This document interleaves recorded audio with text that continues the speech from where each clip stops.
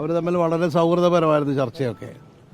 അപ്പോൾ ആ കാര്യത്തിലൊക്കെ ഒരു ഫൈനാലിറ്റി വരും ഉടനെ. വലിയ കാര്യങ്ങളൊന്നും ഇപ്പോൾ അതിനൊക്കെ സംബന്ധിച്ച് ഒരു ഫൈനലായിട്ട് എടുത്തിട്ടില്ല. പക്ഷേ അവർ വളരെ സൗഹൃദപരമായിട്ടുള്ള ഒരു സംഭാഷണമായിരുന്നു നിയുക്ത മുഖ്യമന്ത്രിയായിട്ടും അതുപോലെ തന്നെ IC സെക്രട്ടറി ആയിട്ടെന്നാണ് ഞാൻ മനസ്സിലാക്കുന്നത്.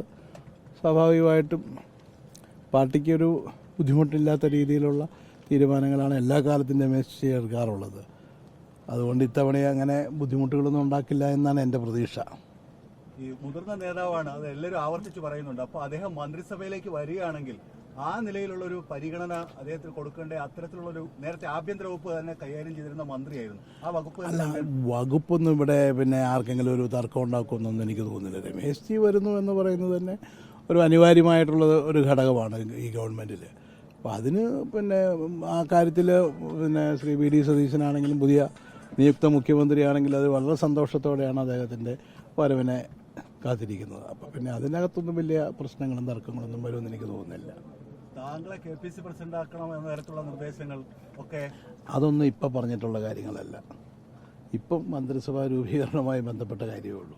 മറ്റുള്ള കാര്യങ്ങളൊക്കെ വേറെ കാര്യങ്ങൾ, അത് പിന്നീട് ഇതിന് ശേഷം സംസാരിക്കേണ്ട കാര്യമാണ് കേട്ടോ.